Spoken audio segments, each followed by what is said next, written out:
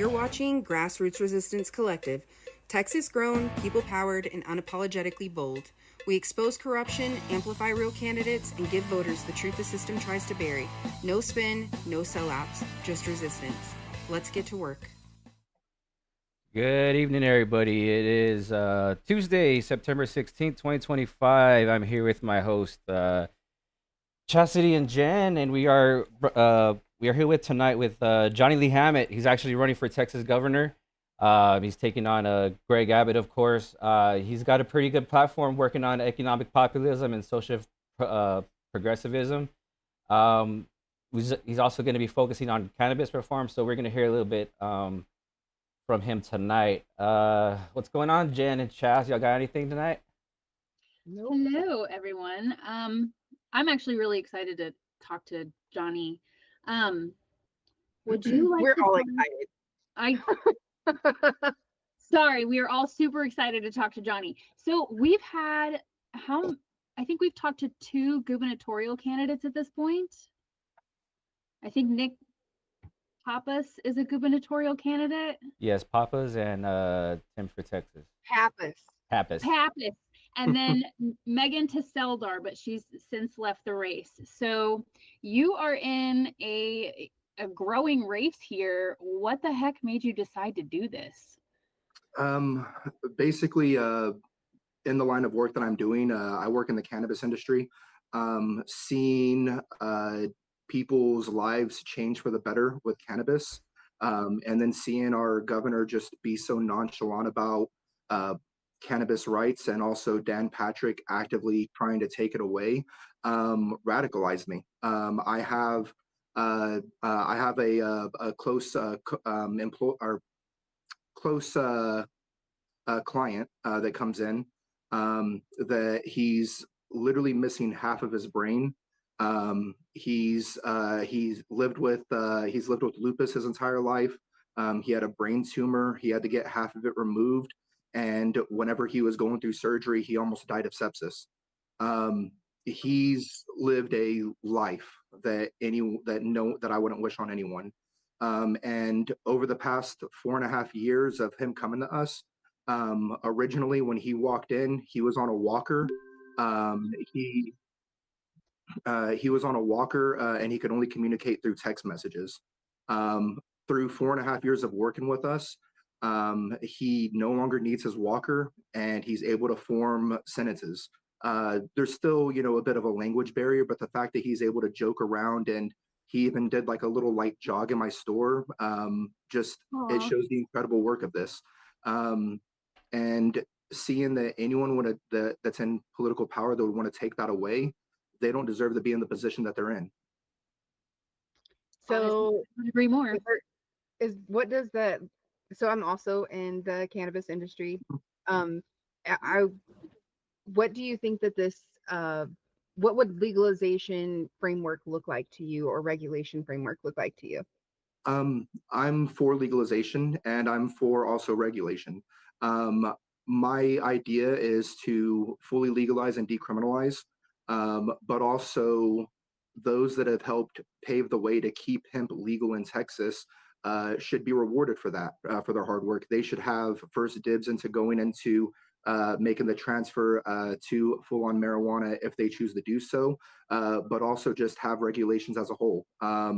We should have, a 21 and over only thing. We should have education. We should have just better things to just help people understand what they're getting into. Prohibition never works. If anything has shown us that, history has shown us that. Shiner Brewery is a great example for why prohibition doesn't work.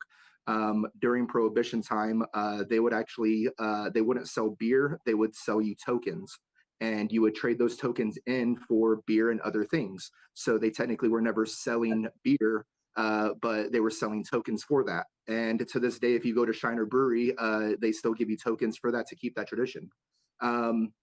People are always going to find ways to, go through regulations, or through prohibitions, and the thing is that you have to work with the times, and the times are that over 75% of Texans want legalization, and lacks hemp laws to actually let people, especially grown adults, choose what they want to do with their lives. Yeah, it's Which is funny.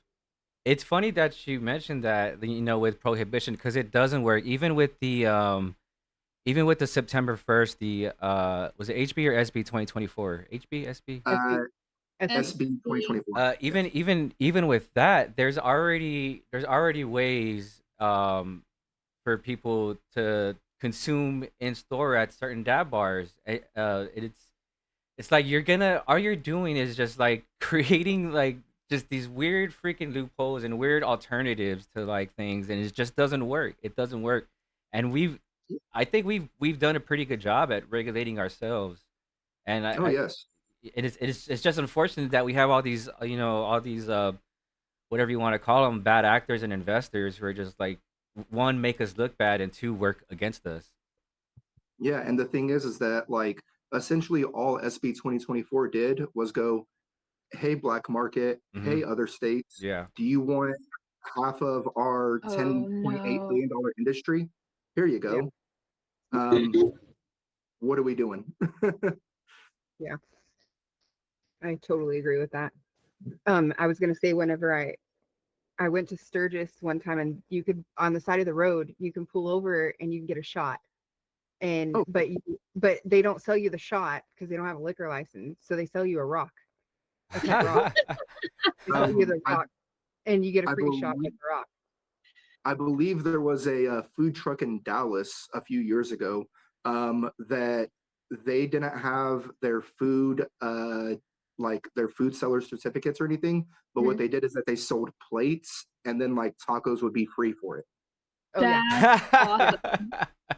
And It's it's like, and at the end of the day, like this is all really fun, like fun, silly stuff that we can do to like stick it to the man. But the reality of the situation is there's a it's dark dangerous. side to prohibition, and people can die. Yeah, Bathtub Glen was a thing. People went blind, they died, they had massive seizures because the government decided that it knew better than an adult to make a decision about their own body. So you prohibit something, and when you tell guys, we tell new parents this. If you tell a kid not to do something, if you prohibit a child from doing something, that's the first thing they want to do. People are going to find a way. So stop trying to regulate us and just keep things safe as oh yeah. opposed to telling us what we can and can't do.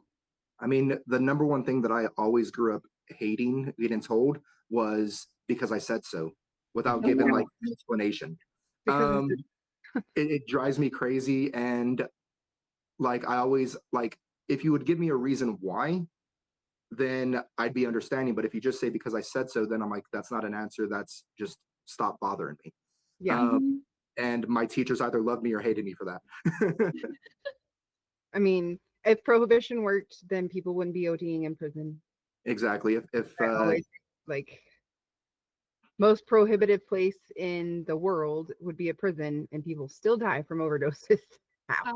I've had acquaintances who actually developed really severe drug habits. And I'm not talking about prescriptions, I'm talking about street drugs that they did not encounter until they were locked up. And that's where they developed their habit. So you cannot tell me that prohibition in any form works. You have to give people the ability to make decisions for themselves and just educate them on what they're getting themselves into. Sex Yeah. education. Sorry. oh yeah, I 1,000% agree. Yeah. Well, speaking of Go ahead, Tyler. about what Jen just said right now, so that kind of goes into healthcare. I want to talk about a little bit about your platform as far as healthcare is concerned. I know you support Medicare for all, and even including dental and vision and mental health. Um, I'm curious to hear your ideas about this. Yes, I mean, the thing is, at the end of the day, when people say that guns mean freedom, healthcare means freedom. Mhm. Not having to choose between paying for your prescription or paying for a bill, that's not freedom, that's submission. We're the only country in the world that has medical debt, where we're the only country out of every other well-developed country that doesn't have some kind of form of Medicare. And the biggest injustice that I believe is that us as a country, we fund other countries that have these things like Medicare, paid leave, paternity leave, and it's like I'm for everyone to have Israel. Medicare. Yes, I'm for everyone to have Medicare. Like I think that everyone in the world should have Medicare, but if we're funding other countries that have these things when we don't even have these, what are we doing? Like Absolutely. there's it's backwards. We can't, like, how are we going to take care of other countries without taking care of our own? Well, and Um, let's all remember that the legislators who are making the laws regarding healthcare get free healthcare. Immaculate yeah, For healthcare. them and their Great families. healthcare. Great healthcare. President Trump can walk his little stubby self right into Walter Reed today and get an MRI in 30 minutes and be back on the golf course. Mm-hmm. oh That's yeah. not something any of us will ever experience. So keep that in mind when you're voting for someone who's legislating your health. Yeah. And when people say that, it's unrealistic, it's like what's really unrealistic is expecting Texans to keep paying sky high premiums while going bankrupt for an ambulance ride. Mm-hmm. Yeah. It's like right now, 1 in 5 Texans don't have health care. Just let that number speak for itself. And over 70% of Texans are in medical debt. Uh, we we we should not be punished when everywhere else in the world that we contribute to doesn't have these same kind of penalties or anything. Um, and I never understood this idea that dental and eye care and mental health should be luxuries. Yeah. Um, healthcare is healthcare. Well, I feel like your brain and your eyes and your teeth are pretty important to your overall health. So why, like, who decided that those things weren't going to be included? I want to meet that guy. Not even that, but just like the quality of life. Like what kind of quality of life do we really want as Americans? And I think healthcare is that takes a big part in people's morale, just to be American. And and like you were saying, Johnny, it is frustrating to see that we give all this money to all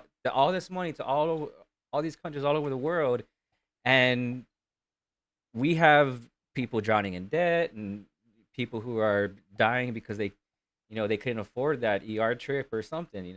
It's for sure. I think more people are waking up to that idea also.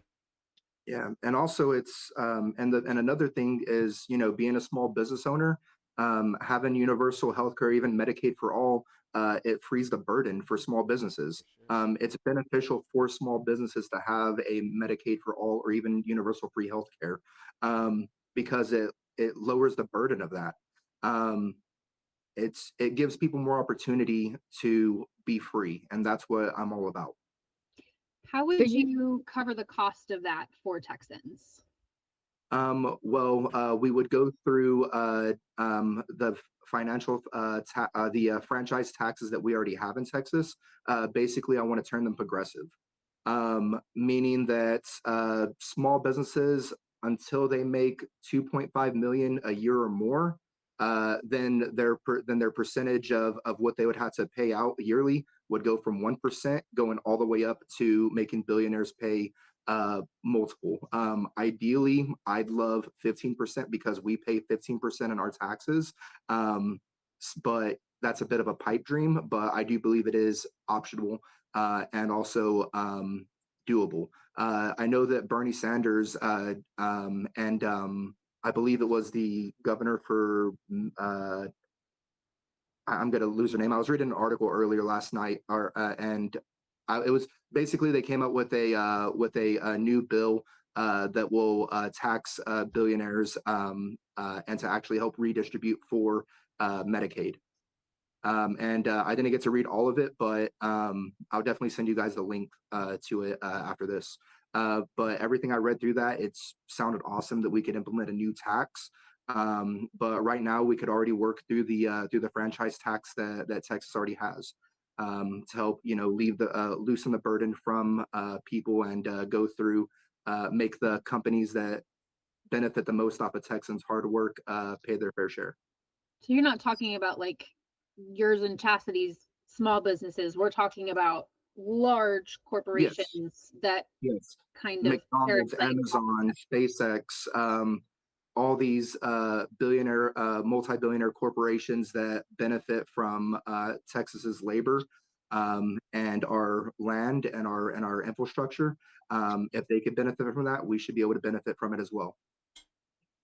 I like that. So part of the thing that you were talking about just now, with these other countries that are getting the money from the United States, you pledged to reject specific PAC money that would end their influence on United States politics. What reforms do you think that we should be, or what reforms do you think that you could establish as the Texas governor to prevent this? So I believe Australia was the first nation in the world to put a cap on how much donations people could put, whether it be businesses or a single donor. I think they capped it at 20,000. And I believe that that's a great model to start off with. There's no reason why a few people should select how an entire state or country is run. It's about the people. It's about democracy. You shouldn't be able to pay your way through with just, a paycheck or a check. Yeah, I think that's really a huge problem when your government is bought and paid for by another country. That just means that all of your laws and rules are up for sale and not for the people. And that should just be a given, that it's just crazy that it's to this point to where like, all right, don't take money from that person, you weirdo. It's No, insane. And I also just want to So one of the other things is immigration. You have spoken against ICE taxes or tactics and for faster paths to citizenship. So how do you think that we could balance the security of Texas, obviously like the border security, but with compassion for these people? I believe that because when you're working in, even if you're legal or not legal, when you're working in a company, they keep a record of you. And if you've been here for 5 years, paying taxes, not committing any kind of crimes or violent crimes, and also just, doing your due diligence to try to get a better life, you should be expedited to be citizen. After 5 years. Currently, I think the current wait is roughly about 7 to 10 years. But I've had friends that it took their parents 25, almost 30 years to get citizenship. And they've never broken a law in their life. And we need to get rid of this idea that undocumented immigrants are violent criminals when statistics prove otherwise.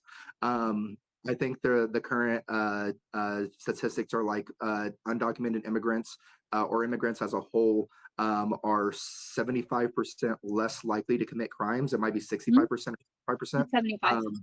And the thing is because they want to be here. Like they want to be here. They want a better life. I've known so many immigrants that have treated America better than a lot of people who are born here have. And that's what is America. Immigrants are the backbone of America. And we're all descendants, unless you've been here, unless you're indigenous, you have not been here. You're not a native.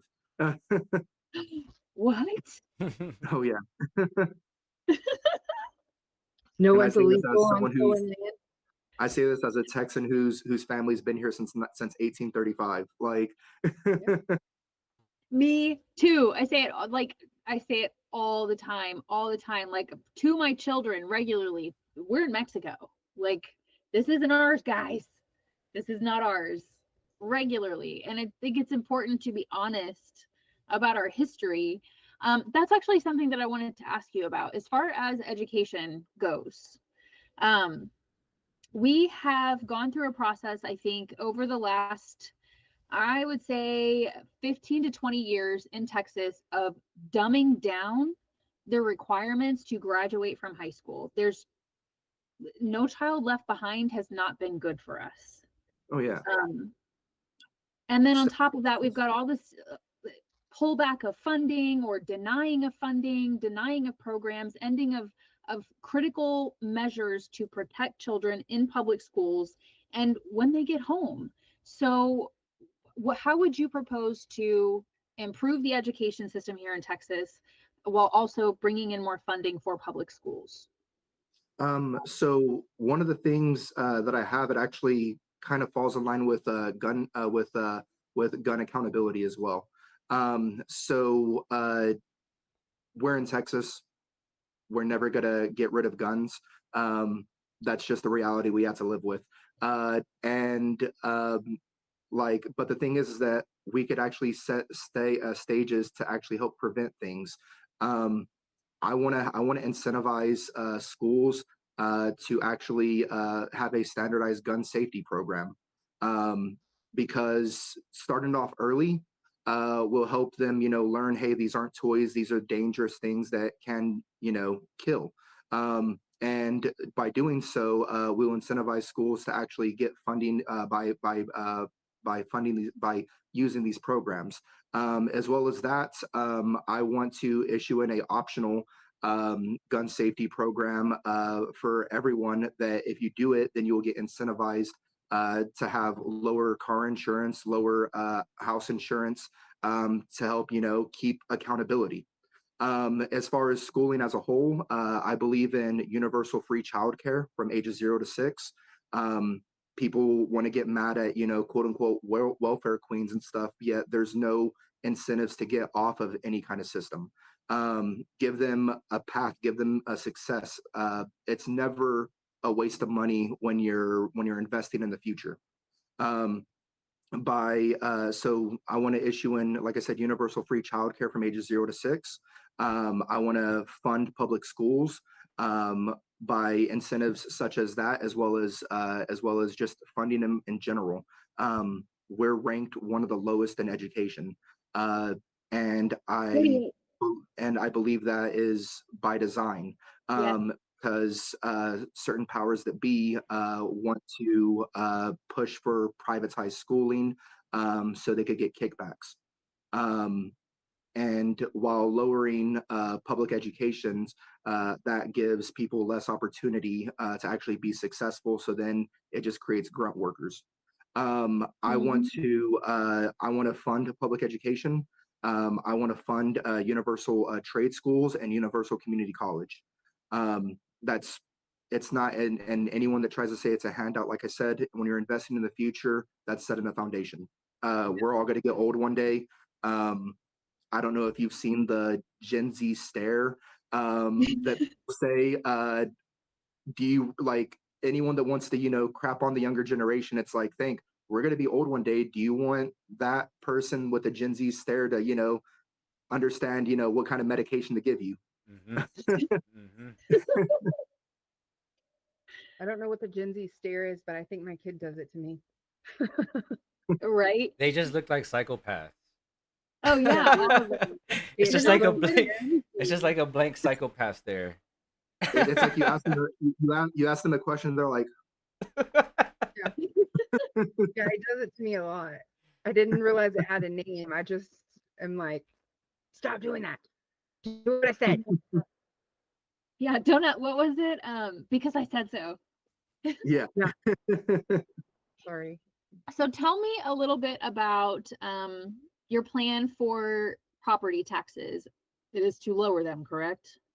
Yes. Okay. Yes, obviously. So I have a few different plans to do that. One, basically incentivize cities to have to raise business taxes around. for again with the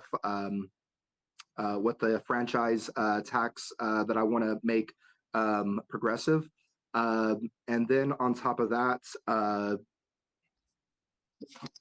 I'm sorry, what was I just had a really blank. Green part? Yeah. You're good. Property taxes. How are we going to lower property taxes? And also I want to implement a 5% vacancy tax every 90 days.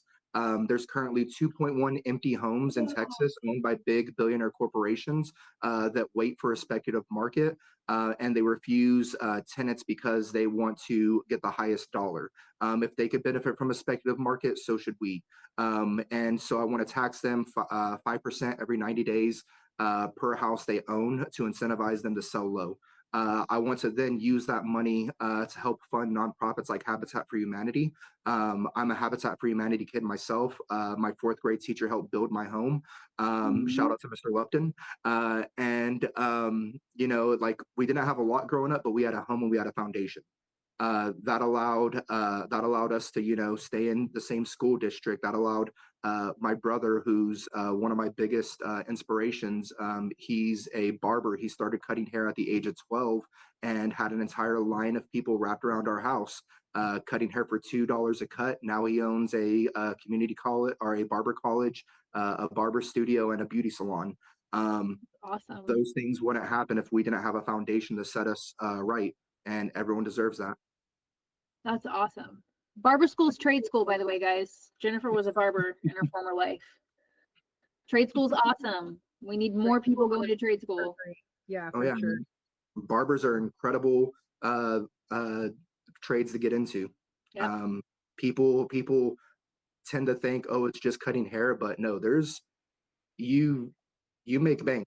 Listen, my husband is think Puerto so. Rican, and when you say that barbers, it's just a job, that it's not anything special, they have apprenticeships that start there when they're like 14, 15 years old.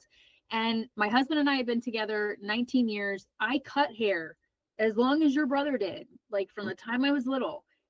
I still like sweat, like my stomach hurts when it's time to cut his hair because they're just so picky. It's like it's an art form. It's an art form. Oh yeah. Oh my god! But I sweat. I have like panic attacks. Where's your brother's shop? It's in Grand Prairie. It's in Grand Prairie. It's Texas Barber Lounge, and he has Caliber Barber College, and then Texas Beauty Salon, which are all his. But yeah, I mean, fun fact: barbers and prostitutes are the two oldest forms of jobs in the history of the world. That's so true. And they were Yeah, barbers servants. were the original So doctors. Yeah. think about the guy who's cutting your hair. That guy would also have been your dentist and the guy who did your bloodletting. That's Think what the about little red, white, and blue pole thing is about. Yep. Yeah. Sure is. That's so cool. Little history. That's awesome. Like I said, I'm a history nerd. Love that. You've been pretty outspoken about protecting LGBT rights from scapegoating. What would you like to add, or what would you like to, I guess, promote as far as defending whatever kind of attacks that we have right now against the LGBT community? Right now, especially the T community, it seems like. Yes, and the thing is, like, here's a little fun fact for you. Did you know that there are currently more pictures of Trump with Jeffrey Epstein than there are trans athletes in the entire college set across the entire United States? I did not know that, but that is a very interesting fact. That is a very interesting fact. So why is it that everyone keeps talking about trans people and trans issues when they make up less than 0.1% of the entire population? Because there's not enough of them to fight back. That too. And the thing is, all that is just bullies. Bullies who pick on people who are weaker than them and can't defend themselves. I always grew up, if you ever see someone getting bullied, then you bully that bully. Yep. You stand up to bullies. You don't let them run their mouths. You don't let them pick on people. Even if you get beat up, I'm sure they're not gonna think twice before messing with you or messing with other or someone else because they know someone will stand up to them. That's just part of my principles. I don't like bullies. I never have. And I've always, growing up, I always stood up to them. I got beat up a couple of times, but hey. Worth it. Ain't nobody tough working handle. Oh yeah. Do you have any more of those Epstein facts? I mean, the there's only so much you could say already. Like, I Oh my know. god, that was so good though. Like that was. apparently, Oh, I'm gonna keep that in my pocket forever. Oh God. Okay, I cannot wait to I say mean, this to certain people. there's also more pictures of Trump with Ghislaine Maxwell than there are of trans athletes in the United States. Um, it's like, I mean, we could have more facts. Trump has more felonies than there are trans athletes in the United States. Um, Yeah, he's been indicted. He's I- been indicted more times than there are trans athletes in the United States. Yeah. I think with the events of the past week, it needs to be stated that we're not just talking about trans athletes. If we can take that math, we can also apply it to trans shooters. Okay? So when everything that happened over the past week immediately was directed at the left and then evolved into being an anti-trans agenda that was just so blatant and so black and white, guys, we need to protect each other, and that means everybody.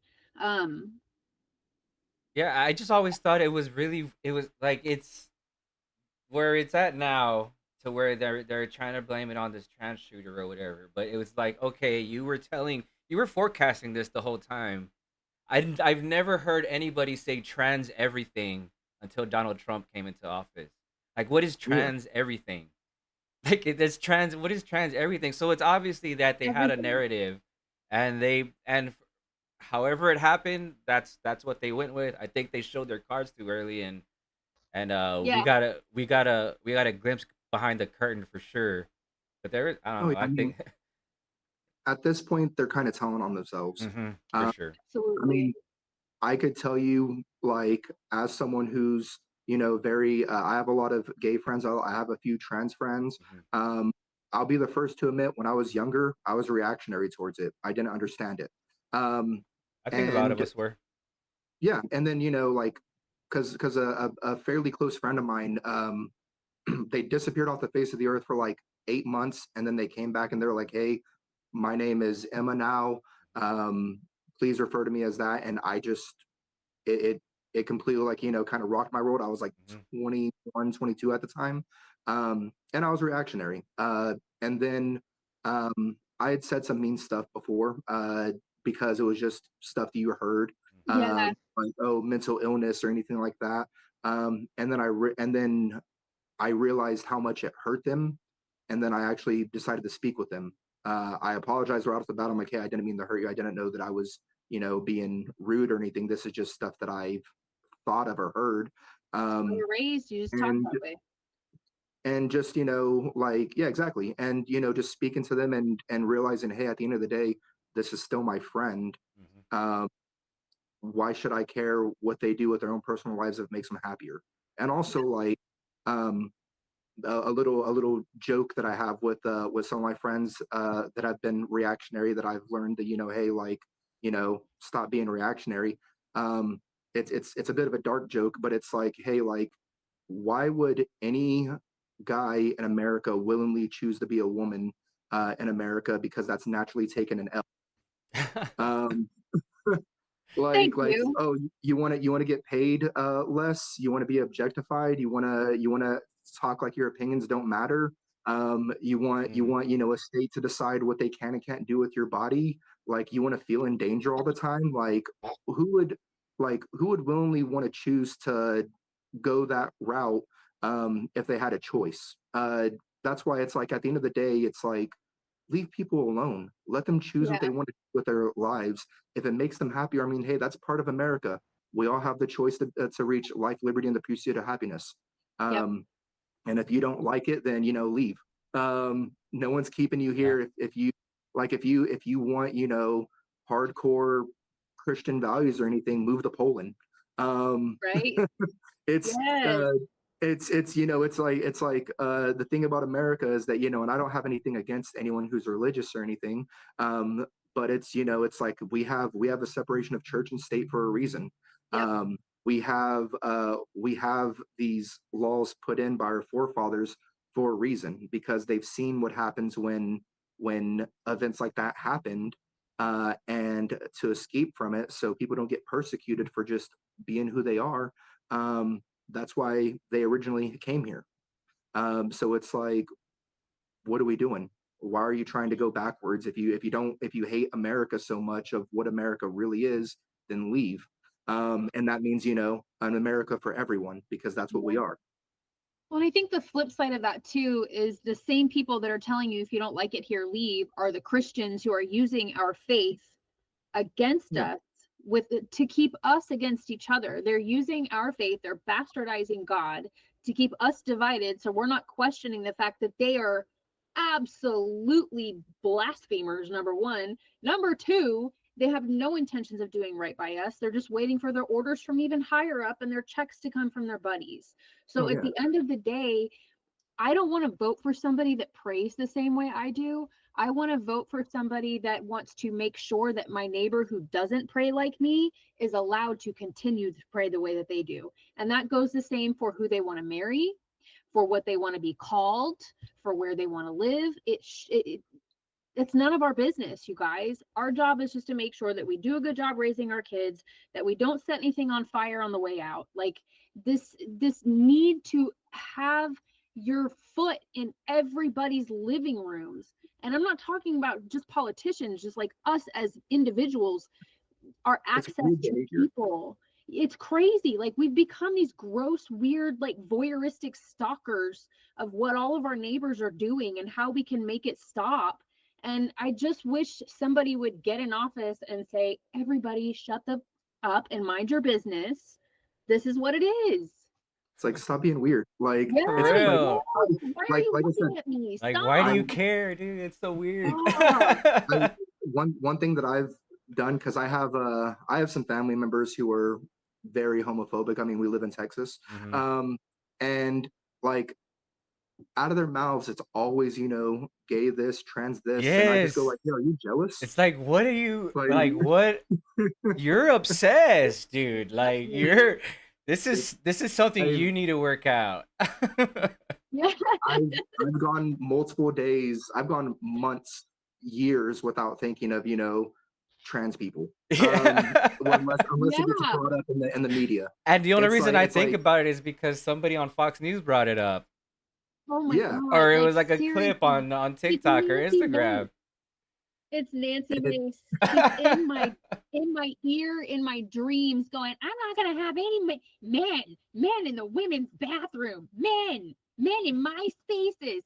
I can hear her, and I just want regular bathrooms with nobody in the bathroom. Yeah. Thank you. I want single stall. Private bathrooms everywhere. With the fan? Like, if you go to Fort Worth and the stockyards, if you go to the stockyards and stuff, any kind of bar you go to is a gender neutral restroom, and it's a single stall. Like, it's a single stall. Everybody, you lock it, you bam, and it's like, guess what? There's no sexual violence that's happened in them. No, because you know what would happen if you went into a gender neutral bathroom and someone saw an assault taking place? That gender neutral bathroom would become a murder scene. That's what would happen. So the reality is, the only reason that they care about what we're doing in the bathroom, the only reason that they care is because they want to know, which is super weird. This group of individuals who all they talk about is being predators and like, they're the weirdos. So I remember growing up in elementary school when a teacher would say, hey, when you're pointing the finger at someone, you're pointing 3 back at yourself. There's like, and the thing is, like, it's like, I'm not gonna say that, every Republican is, a weirdo that's obsessed with children's genitals or anything, but there's a lot of them that are. Like, I think one state, I want to say Ohio, Don't quote me on that or anything, but one of them is like literally trying to push in basically the equivalent of penis inspection day. It's like a period check to make sure that girls are actually girls who are going into the restroom. That's And one of it's the like, and you see almost every single Republican that's super against trans people or super against LGBT people always get outed or get found out as looking up, like the guy that tried to issue in Trump derangement syndrome was found with like child porn. It's like so many. There was this one in Tennessee that tried to I mean, we push have in the pastors. anti-drag things and anti-gay laws and stuff, and yet he was like all over trying to get after like this like 18-year-old like twink guy. And it's like on his main political page too. It's like, dude, you're being horny on Maine right now. Like and Oh, it's Matt Gates, everyone. Matt Gates. yeah, and also again, Trump. Like Yeah, Thank you. no shit, Trump. Okay. Can I just thank you for saying it? Thank you for saying it. Thank you for not tiptoeing around the bullshit. It is what it is. Like, thank you. Thank you for saying it. yeah, I mean it's like facts are facts. I believe in facts. Yeah. Like if like people always want to say like, oh, this is happening, this is happening. It's like, well, let's look at the facts of who's actually the root of the problem, because 9 times out of 10 the call's coming from inside the house. And um can I just go on record? I want to thank Thomas Massey publicly. Thomas Massey is a Republican House representative who is the co-signer for the bill to release all of this stuff. And he's yes, one of the few Republicans who is pushing and is going to take a lot of heat for this. This is ending his political career. He knows it. Thank you, Thomas disagree. Massey. Thank you, thank you, it's thank you like for being principled. the fact that like it's even on the table that this is like his end of his political career for wanting to protect children, Insane. absolutely insane. All this P.S. Ted all Cruz this and pearl John, clutching. Ted Cruz and John Cornyn voted to keep the files sealed. Ted Cruz and John Cornyn. Ted Cruz and John Cornyn are protecting Jeffrey Epstein's legacy as a pedophile. John So they're Cornyn and still Ted in the Cruz. files. Thank you, but I mean, I don't know. I haven't seen them. Collectively, we can all just say right now that if you're protecting those files, you're protecting them because you're in the files. 100%. And if you are not in the files, then the proof it. of that would be to sign it and release the files. and even with current shootings that happened, everyone's weirdly trying to martyrize and like why is Jerry Jones putting up a memorial thing for Charlie Kirk? That pissed me off. I didn't realize Yeah. that until yesterday and the that thing is, happened.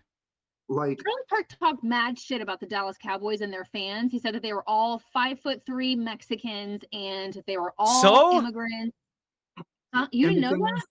is, I like, said so. Never mind. it's Oh, it's not even about it's not even really about what he said too, because what he said was I personally thought it was disgusting, but it's like no one deserves to be shot like that. No no. one. And the thing is that at the end of the day, like, it was another school shooting that happened, and we need, as a collective, need to understand that there is an issue. And that's why I want to say it's like, because people are never going to get rid of guns. It's too ingrained, especially in Texas. Yeah. But we could at least, have precautions and safety protocols. For sure. That's why I want to push for gun safety classes. Let them be optional, but incentivize them to let people do it. No registrations, no licensing, because too many people, they feel like that's they feel like that's overstepping, which is hey, I'm not going to argue with you on that. I have bigger issues that I want to fix. But that is a main issue that we need to be honest with, and that's why I'm for full accountability laws. Like, hey, I've been to gun shows. I've know way too many people that it's like, hey, if you want to get this gun, you're gonna pay $300, $400, $500 over retail price, but you're gonna get a lot less questions asked about who you are. Yeah. Yeah. And the thing is that, you know, that is something that happens. So it's like, I like, ideally, I'm against private sales, but if we have full accountability where it's like, hey, if you sell a gun to someone and you don't do your due diligence to do a background check, you're going to be held accountable for that as well. Yeah, and that'll just hold Yeah. everybody accountable. Everyone's gonna want to cross their I's and dot their T's with that. And the thing is, you could still own as many guns as you want. You could still have as many guns as you want. One of my best friends is one of the biggest 2A guys you'll ever meet. Like, I won't say anything about, you know, how many he owns or anything like that, but it's like, but he keeps his stuff on lockdown. An Um, obscene number what's up? at like one of those friends that just have the obscene number of weapons, like they're preparing for the apocalypse type of situation. Uh, I won't say what yes or no on that, just because he's very private about all that. But I like, have I've a never friend. heard of I have a friend so- that doesn't know how to stop. He just loves his yeah, and the guns. thing is, Yeah, like, guns are cool. yeah, they Like, are. Yeah, I for like sure. shooting guns. I own a couple myself. And but the too. thing is that, you know, you're responsible. You gotta be responsible. And some people think that, you know, responsibility is putting, you know, a little lock on the trigger and all that and stuff. It's like, no, you gotta teach people that things aren't toys. Put them Yeah. away so they're not easily accessible. I've seen way too many people that, you know, leave their guns on the counters when people come over. I'm like, what the hell are you doing, dude? Yeah. Like, How many times do these kids that accidentally shoot someone, the first thing out of their mouth is it just went off? If they know how to handle a gun, there's no reason for anybody to ever say it just went off. There's no reason. exactly. So I want to put my 2 cents in on this because I see where you're coming from, but I also want to say that, like, we're assuming that the people, when we have these problems, that these are um ghost guns, right? And this is not true, right? Yeah, it's not. 78% of all mass shootings are registered weapons. Um, Ghost guns are not a situation. So we're not talking about people that we're not responsible gun ownership is not the problem. It's the irresponsible gun ownership. It's the irresponsible. It's like we're not going to stop a criminal from being a criminal, right? So how do we stop the criminal from having access to the weapon, right? Like I think that's the problem here. And I think that also is stemming back to this mental health situation. Like, Mhm. every single time that one of these kids goes into a school and does this, you always have like a teacher or a counselor or other students that say he was bullied, he was a loner, he didn't talk to anybody, he was a gamer, he was this, he was that. If we can acknowledge these situations way earlier, I mean, we all knew that he was a loner, we all knew that he didn't have any friends, and that he was already, you know, hurting cats, right? Like, if we previously had this knowledge, why are we not doing something about it? Yeah. Right. I mean, oh, sorry. It goes back to, you know, lack of healthcare. It goes back to lack of mental health procedures and stuff of what we're doing. It goes back to, you know, lack of school funding. I don't like to look at the symptoms of problems. I like to look at the roots of the problems. Like, if you want to stop gun violence, we have to, you know, focus on mental health. We have to focus on gun safety, because, you know, like prohibition, bans don't work, because bad people are always gonna get a hold of something. If someone really wants something, they're gonna get a hold of it. That's just, you know, the reality of life of what we live in. But we could do procedures. We could put in regulations that do, like, soften the blow of everything. It's like, you know, aiding people. Like, if you see a kid that's, you know, a little on the troubled side, and also it goes back to, you know, just like parent. I'm not going to put the blame on parents, but the system of how many are you guys parents? Any of you? Oh yeah. Yeah, we all are. Oh, So that's- I don't have any kids personally, and it's just because it's for financial reasons. collectively, It, we have enough for all of you, so you're fine. yeah. And the thing That's is that it's like, but I have nieces and nephews, and it goes back to it's like how many of you work more than one job or have worked more than one job just to try to get by. exactly. Like Republicans like to talk about the what is it, the atomic family values or anything, or that. Yeah. And the thing is that when people are working 2 3 jobs just to pay bills, do you think that they have time to see their kids? Nope.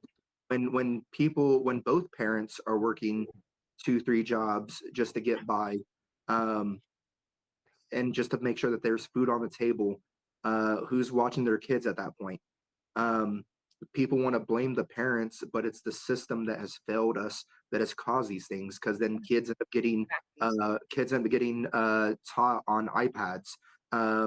Kids get taught by these grifter types like Andrew Tate and things of that nature, that are these super insecure dudes that just because they have money, they think that it's something to look up to. The first time I ever saw that dude on camera, I was like, this is the most insecure guy I've ever met in my life. Yeah. And because it's like, if you're confident in yourself, you don't have to brag about what you have. Yeah, for But sure. but impressionable kids don't understand that. Right. It's a game And to them. It's really just a game. and the thing is that people say, oh, we want to bring families back to America, we want to build this and stuff. It's like, well, you punish the people who are struggling, and then you turn around and say, we don't want to raise any minimum wage or any kind of wages because I didn't get that when I was your age, or other things of that nature. Or they think that they think that flipping burgers is beneath them, or they think waiting tables is beneath them. And it's like, I was a bartender for 10 years. Yeah. I'd love to see anyone get behind a bar on a Saturday night, and see how long they last. Um, Hard, you guys. oh yeah, and then going in at 4 p.m. and getting home at 7 Yeah, or for 7 sure. a.m. Almost every night. Like, it's like, and then waking up and doing it again. It's like, I like to see these pull yourself up by your bootstrap types and stuff do that and see how long they last. Yeah, for sure. Um, For sure. And people raise kids like that. Like, Mhm. I cannot tell you how many friends I had in college who, as an adult, I went back to college after I had children and I was a single mom and working, and I did all of that. I had friends who worked as bartenders, as single moms with multiple kids, and you just figure it out. You just figure it out because what the hell else are we going to do? Yeah, you don't have a choice. Yeah. and Mm-hmm. and it's like to go back on the quote unquote like welfare queens or anything like that. It's like, I like to ask people, because I've I've been stepping out of my comfort zone and talking to a lot of people. I talk to a lot of people every single day at my shop. And I talk to a lot of people every day when I'm out shopping or doing anything like that, grocery shopping or anything. And I like to remind people that you are not mad at your neighbor for having food stamps. You're mad because your 40 hours a week isn't enough to put food on the table. Yeah. Are there going to be people that abuse the system? Yes, but get mad at the billionaires that are abusing the system tenfold. If we really want to, fix the problem, like, I ask people, and a lot of people don't know this. Do you know the requirements to be on welfare? I used Uh, to. yeah, it's I think you have to be looking for a job maybe, or you have to I forget. It's like $35,000 a year maximum Less, for I think less than that. one I don't adult. know. It's it's 60,000 so for 8, for a family of 8. yes. So 60,000. generally for a family of 3, I believe, you have to make less than 20,000 a year. You can't work more than 30 hours a week. And you have to and you do have to look for a job, but in return, the incentives you get is, anywhere between 800 the 1300 a month on food stamps and also Section 8 housing. And so logically, and I ask people this like on a logic thing, it's like, hey, if you're a single parent and you have 3 kids and you're struggling, would you rather have, work less than 30 hours a week and get all these benefits, the equivalents to roughly around $25,000 to $3,000 a month on benefits? Or would you work 40 hours a week, make $100 more, and never see your family and struggle? It's Yeah. like the system is designed Mhm. to keep us down, Yeah, for sure. and things need to change. It's like don't get mad at the people who are struggling. Get mad at the people who are refusing to like redistribute any of the wealth that we've accumulated for them through our hard work. Yeah. And I'm starting to find it harder and harder to believe that people didn't grow up with some type of assistance, especially Oh with yeah, like no, WIC. Like WIC, I remember, I had I have a 16-year-old now, but when she was a baby, I don't know how the hell I would have been able to afford formula Yeah. without WIC. Formula Yeah. is so expensive, man. It's so expensive, and there's no way. And I was in the military, and I was getting WIC in the military. Like I still couldn't afford it. I was 17 when I had my oldest. There was absolutely no way. Hmm. There's no way I could have. Then it was like $35 for a can of formula, Yeah, and for that was sure. Yeah. 27 years ago. Hmm. Yeah. Like It's like I've got 50 something, 60 Yeah, something that's now. what I was gonna say. My best friend has a 1-year-old and a 2-year-old because she's crazy. But their formula, this same thing. She's spending like 50, $60 for those little cans of formula. I'm like, oh my God, like, yeah. what do you do? And then And I then started thinking, remember during the pandemic when they had that formula yeah, shortage and they were putting out that like depression era recipe for powdered milk formula? You yeah, guys, it's the United States in the 2020s. What the And it's hell are we crazy, doing? like, and we're supposed to be proud of being like the richest country and like Oh it my it God. doesn't feel that way anymore. it doesn't. No. But we have these big giant shows of force like a military parade in DC, guys. So we're good. Everything's fine. That was embarrassing though. What do you mean? It didn't even look cool. You didn't like the squeaky tank, Tova? Oh my goodness. So Johnny, we do this thing at the end of every show where the last person that we interviewed leaves a question for the next person, not knowing who that person's going to be. And your question was, if you would share your favorite childhood holiday memory, what would it be? And then I um, would ask you to leave a question for the next guest. okay.